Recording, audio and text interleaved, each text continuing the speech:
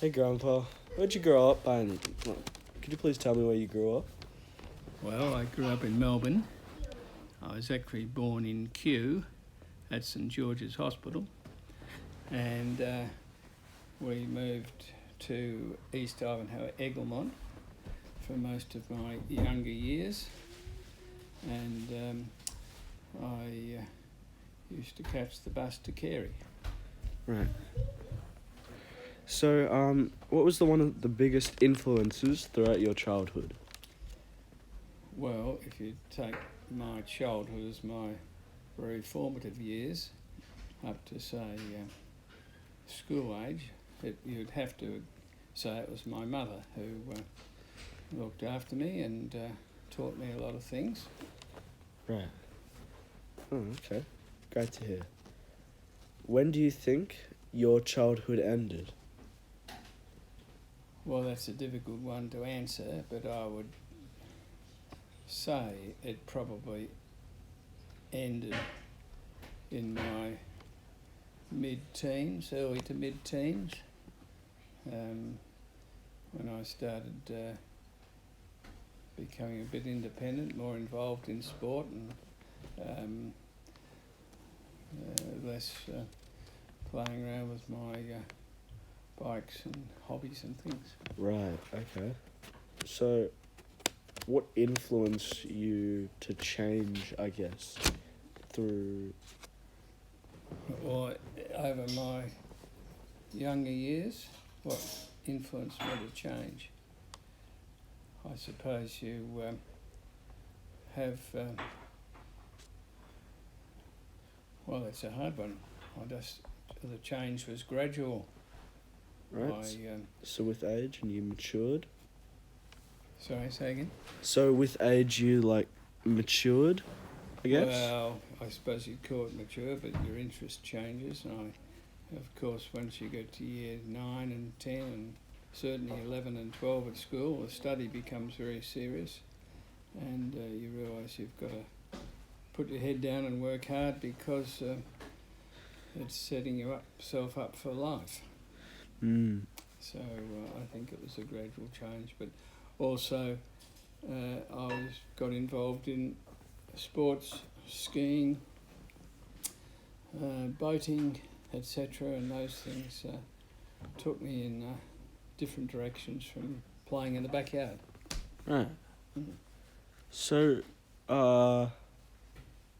where did those, for example, boating, what did you like about boating so much, and what was better about that? Well, I've always liked the water, I suppose.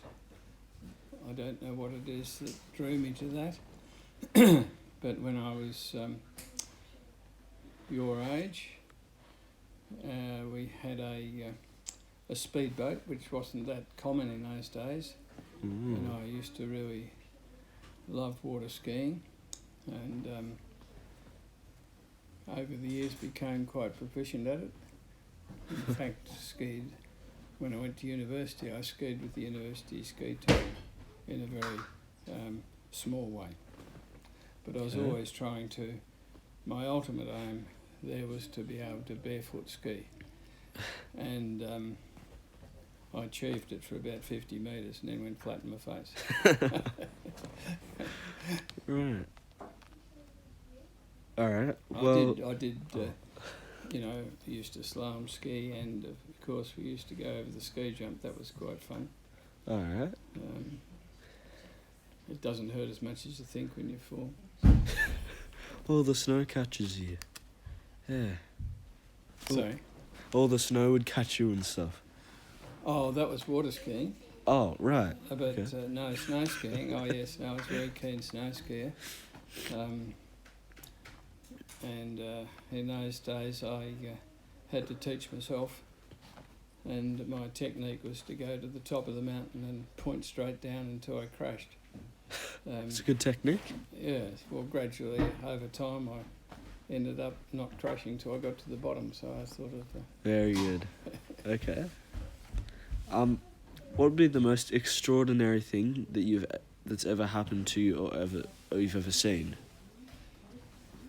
Well, I think I'd have to say that it was something I saw about 10 or 12 years ago, and I was sailing across the Atlantic with a friend on his boat from Tenerife to Antigua, and we were midway across the Atlantic, and it was about 3 o'clock in the morning.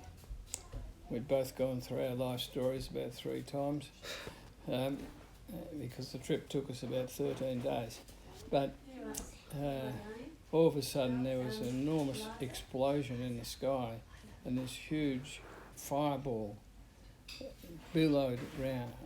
It didn't billow up, it just billowed out in all directions, and it was just white. But the very interesting thing about it was that there was absolutely no sound. So we could only conclude that it must have been outside the Earth's atmosphere. What it was, I've no idea. We were downrange from the Cape Kennedy Space Centre.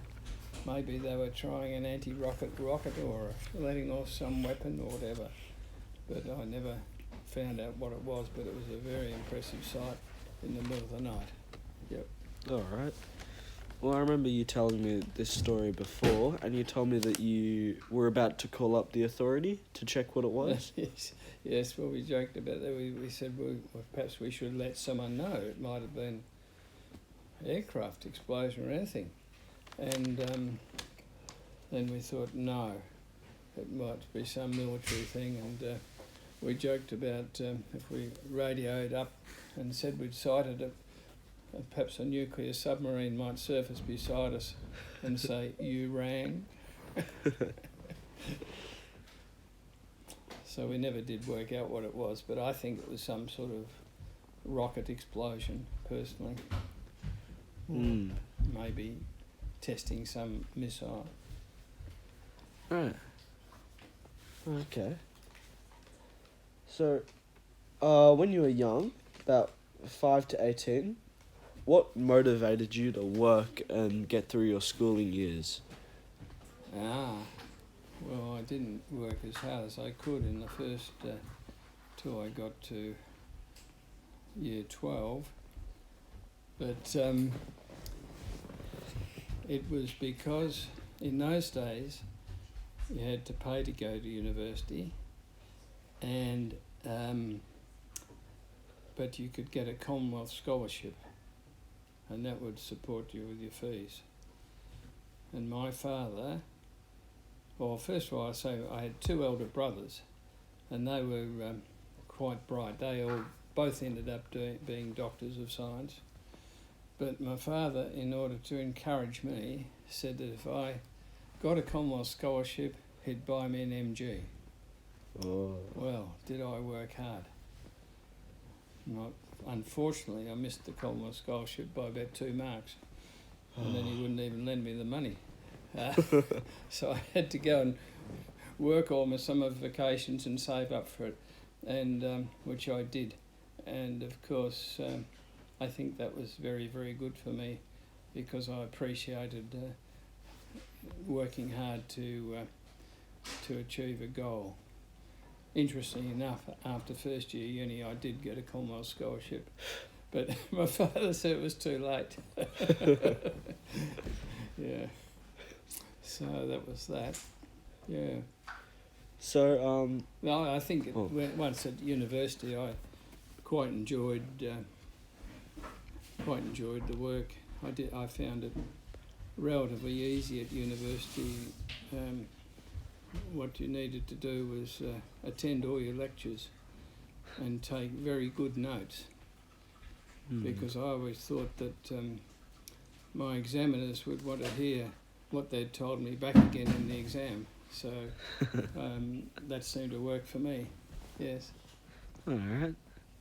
So, I reckon I've asked you this question a while back, but when you were buying like your first MG, what was, I guess, better about the MG than any other car at the time? Well, it was an MGA, and it was a very nice shape, I loved the way you sort of sat down in it, and it was red, so Right. it was good. But I did